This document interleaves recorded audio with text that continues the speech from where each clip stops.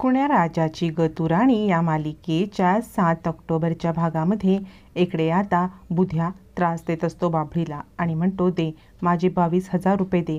याच्यावरती बाभळी म्हणते, मी तुझे हळूहळू पैसे फेडेन बुध्या. पण बुध्या काही ऐकायला तयार नसतो. मग बुध्या तिथला एक डबा घेतो, त्याच्यामधले वाळे काढतो. गुंजाचे वाळे बघून बाभळी सांगते, बुध्या ते वाळे ठेव, मी तुझ्या पाया पडते. माझ्या गुंजाचे वाळे घेऊन नको जाऊस. मी तुझे पैसे थोडे थोडे करून नक्की देईन, पण हे वाळे माझ्या पोरीची आठवण आहे, ते मात्र माझ्याचकडे राहू दे. बुध्या म्हणतो, वाळे तुझ्या पोरीचे, माझे पैसे दे आणि मग वाळे घेऊन जा. बाभळी हातापाया पडत असते आणि बुध्या, नको ना असं करू, मी तुझ्या पाया पडते, पण माझ्या बाभळीचे वाळे दे, असं म्हणत ती आता बुध्याकडे भीक मागत असते. पण बुध्या ऐकायला तयार नसतो. तो बाभळीला एक धक्का देऊन खाली पडतो. तितक्यात तिथे सत्यादा येतो. सत्या बुध्याचा हात पकडतो आणि म्हणतो, बाभळी अशा लोकांच्या समोर हात नसतात जोडायचे, यांच्या कंबरड्यात लाथ घालून पेकाट मोडायचं असतं. असं म्हणत ते वाळे हिसकावून घेत बुध्याला एक चांगला दणका देत आता सत्यादाने त्याची हक्कलपट्टी केलेली असते आणि खबरदार पुन्हा एकदा बाभळीकडे तोंड वरती करून पाहिलंस तर माझ्याशी गाठ आहे, असं म्हणत बुध्याने आता मात्र इकडे पळ काढलेला असतो. सत्याने बुध्याची हक्कलपट्टी करताच बाभळी रडायला लागते. बुध्या आता गेलेला असतो. सत्या म्हणतो, बाभळी रडू नकोस, या लोकांना घाबरायची तुला काहीही गरज नाही आहे. जोपर्यंत हा सत्यादा तुझ्या पाठीशी ठामपणे उभा आहे, तू कुणालाही घाबरू नकोस. गुंजा कुठे आहे, असं म्हणत सत्यादा आता गुंजाची चौकशी करत असतो. त्याला अजूनही माहिती नसतं की गुंजाचं लग्न कबीरसोबत करून गुंजा इकडे आलेली आहे. मग आता गुंजा कबीरच्या रूममध्ये येते. कबीर रूममध्ये असतो. गुंजा तिथली ट्रॉफी उचलते आणि त्या ट्रॉफीवरची धूळ पुसायला लागते. कबीर म्हणतो, इतकं काही करायची गरज नाही, एका दिवसात त्याच्यावरती काही धूळ नाही पडत आहे. याच्यावरती गुंजा सांगते, धूळ तर काय फुंकर मारली तरीसुद्धा निघून जाते, पण घडलेल्या घटनेचा मला खूप वाईट वाटते. माझ्यामुळे मृण्मयीताई दुखावल्या गेल्या, त्यांच्या मनावरती घाव झाला, त्याच्यावरती कशी फुंकर घालायची हे नाही मला कळत आहे, असं म्हणत गुंजा आता मृण्मयीचा विषय काढते. कबीर म्हणतो, तुला मृण्मयीबद्दल काही वाटायची गरज नाही आहे. माझा आणि मृण्मयीचा पर्सनल प्रॉब्लेम आहे, आमचं पर्सनल मॅटर आहे, आम्ही बघू काय करायचं ते, त्यामुळे तू याच्यामध्ये पडू नकोस, असं म्हणत कबीर गुंजाशी तुटक वागतो. गुंजा म्हणत असते, मला तुमच्यामध्ये पडायची खरंच काही गरज नाही आहे. तोपर्यंत इकडे आता माया येते आणि आता ती पेपर वाचत असणाऱ्या सर्वेश्वरकडून तो पेपर काढून घेते आणि म्हणते, कसलं फडतूस पेपर वाचतोयस.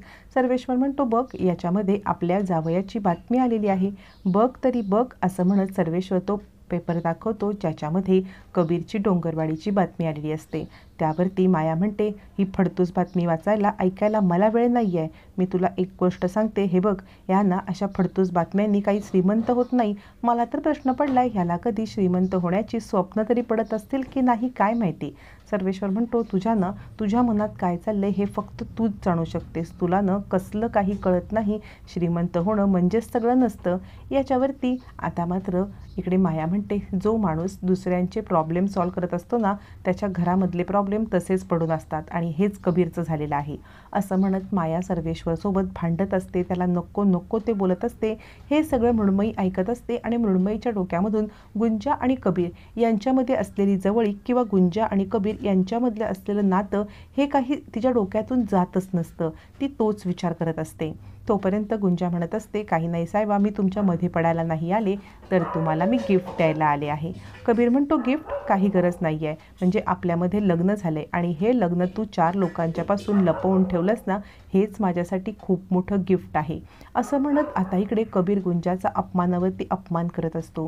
गुंजा म्हणते, मी तुम्हाला गिफ्ट द्यायला आले ते माझ्या समाधानासाठी, आणि मला माहिती आहे पायरीची जागा काय असते ते, पायरीने पायरीचीच ठिकाण घ्यावं, कधी कळसाकडे बघू नये. पण साहेबा, हे पण तितकंच खरं आहे की कळसापर्यंत पोहोचायचं असेल तर आपल्याला पायरीची मदत घेऊनच चालायला लागतं. पायरी पायरी चढतच आपल्याला वरती जावं लागतं आणि आता तिकडे साथ घ्यावी लागते. हे सगळं मी माझ्या मर्जीने करत आहे, माझं लग्न मी माझ्या मर्जीने जगापासून लपवत आहे, त्यासाठी तुम्ही माझे आभार मानायची काहीच गरज नाही आहे, असं म्हणत गुंजा आता 1 रुपया काढते आणि म्हणते, साहेबा हे तुमचं बक्षीस, म्हणजे मला स्कॉलरशिपला मार्क मिळाले होते ना, तेव्हा सत्यादाने मला हा 1 रुपया दिला होता, हाच रुपया तुमचं बक्षीस, सच्च्या माणसाने दिलेला रुपया आहे, लाखो रुपयांच्या मोलाचा आहे, म्हणून मी आज हा तुम्हाला देते, असं म्हणत आपल्याकडे असलेला 1 रुपया ती आता कबीरकडे देते, त्याला गिफ्ट म्हणून. कबीर मात्र गुंजाचं हे जेस्चर बघून एकदम भावूक होतो. तोपर्यंत इकडे सत्याला सांगत असतो, बाभळे चल जेवायला वाढ, आणि गुंजा कुठे आहे, बोलव तरी तिला. पण बाभळीकडे दोन्ही प्रश्नांची उत्तर नसतात, कारण घरामध्ये अन्नाचा कण शिजलेला नसतो आणि गुंजा घरात नसते. तेवढ्यात सत्यादा म्हणतो, अगं हा पेपर बघितलास का बाभळे, या पेपरमध्ये आपल्या पत्रकाराची बातमी छापून आली. तो कबीर, आधी मी त्याला माझा दुश्मन समजत होतो, पण बघ तरी त्याची बातमी छापून आले आणि त्याच्यामुळे मी त्याला आता मानतो. खरंच, पण गुंजा कुठे आहे, बोलव, ए गुंजा गुंजा, असं म्हणत आता इकडे सत्यादा घरामध्ये जेवायला काही आहे की नाही हे पाहण्यासाठी सगळे आता डबे उघडून बघतो, पण घरात काहीच नसतं. सत्यादा म्हणतो, काय गं बाबळे, घरामध्ये काहीच नाही आहे, या घरात अन्न नाही, तू माझ्याशी काही बोलत नाही आहेस, काय झालंय? बाबळी म्हणते, हो सगळं संपलंय घरातलं. सत्यादा म्हणतो, यापुढे या घरात तुला उपाशी राहण्याची कधीच वेळ येणार नाही, हा सत्यादा असेपर्यंत. पण गुंजा कुठे आहे? बाभळी आता रडायला लागते. सत्यादा अधिक चिडतो आणि गुंजा कुठे आहे मला सांग. त्यावरती बाभळी घडलेला सगळा प्रकार सांगते. बाभळी कशा पद्धतीने कडू आजीने तमाशा केला, गावातील लोकांनी कबीरला आणि गुंजाचं लग्न लावून दिलं, हे सगळं आता सत्यादासमोर उघड करते. सत्यादाला खूप मोठा धक्का बसतो. या सगळ्या गोष्टीमुळे सत्यादा आता मात्र विचार करत बसतो की मी नसताना इथे किती काही घडलं, मला कुणी काही सांगितलंच नाही. सत्यादा म्हणतो, मग तो कबीर बाभळीला आपल्या गुंजाला घेऊन गेला का?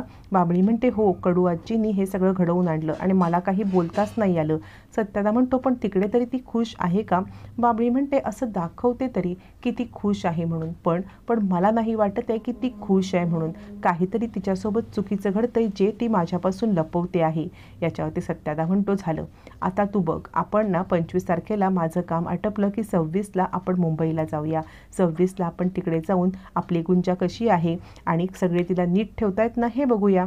आता तर पत्रकार काय आपला जावई झाला, नुसता पत्रकार नाही राहिलेला आहे, त्याच्या घरी जाऊन आपण गुंजाची भेट घेऊ. आता बाभळी खुश होते आणि ती विचार करते, गुंजा येत्या 26 तारखेला मी तुझ्याकडे येत आहे, तुझ्याकडे येते तुझ्या भेटीला. गुंजा, आता तुझ्या माझ्यामध्ये फक्त काही दिवस आहेत भेटीमध्ये, मी तुला भेटायला येते. इकडे गुंजाने विचार केलेला असतो की 26 तारखेला मी निघून जाणार आणि तिने कबीरला सांगितलेलं असतं की या 26 तारखेची तुम्ही माझी तिकीटं काढा, मी गावाला जाणार आहे, माझ्यामुळे तुमच्या लग्नात विघ्न नको. आणि हेच गुंजाचे शब्द कबीरला आठवत असतात. 26 तारखेला गुंजा निघून जाणार म्हणून कबीरला वाईट वाटत असतं. त्याच्यातच इकडे एक खूप मोठा प्रसंग घडतो. रेशीमला न्यायला तिचा नवरा आलेला असतो, पण रेशीमला न्यायला आलेला नवरा खोटं बोलत असतो. तो सांगत असतो, रेशीम, मी तुझ्यासाठी दारू सोडलेली आहे, मी दारू सोडून तुला न्यायला आलोय, पण हुशार गुंजा. आता मात्र त्याचं हे खोटं काढण्यासाठी खूप मोठा डाव रचते. गुंजा त्याला चहा देते. दिलेल्या चहामध्ये आता मात्र गुंजा काहीतरी असं औषध टाकते की ज्याच्यामुळे आता इकडे त्याच्या पोटात दुखायला लागतं आणि मग मृण्मयी चिडते. मृण्मयी म्हणते, गुंजा, तू त्याला कसलं औषध दिलंस, का त्यांच्या पोटात दुखते? आपल्या रेशीमताईला न्यायला आले होते ना ते. याच्यावरती गुंजा म्हणते, ते रेशीमताईला खोटं बोलून न्यायला आलेत. त्यांनी काय सांगितलं की मी दारू सोडली. जर त्यांनी दारू सोडली असती ना तर त्यांच्या पोटात दुखलंच नसतं. त्यांच्या पोटात दुखतंय याचा अर्थ आहे की त्यांनी दारू सोडली नाही, ते इथून फसवून रेशीमताईंना नेत आहेत. मृण्मयी म्हणते, पण तुला काय पडलं हे सगळं करायचं? याच्यावरती गुंजा म्हणते, रेशीमताई या घराची मुलगी आहे आणि त्यांचं रक्षण करणं माझं कर्तव्य आहे आणि म्हणून मी हे सगळं करते. मृण्मयी म्हणते, रेशीम या घराची मुलगी आहे, पण तू कोण आहेस? तू ह्या घराची आहेस कोण? का हे सगळं तू करत आहेस? असं म्हणत आता इकडे लगेचच मृण्मयीने गुंजाला जाब विचारल्यावरती गुंजा गप्प बसते. घराच्या भल्यासाठी करत असते, पण या घराची कोण आहे हे ती सांगू शकत नसते. हेच गुंजाचं सगळ्यात मोठं दुर्दैव असतं.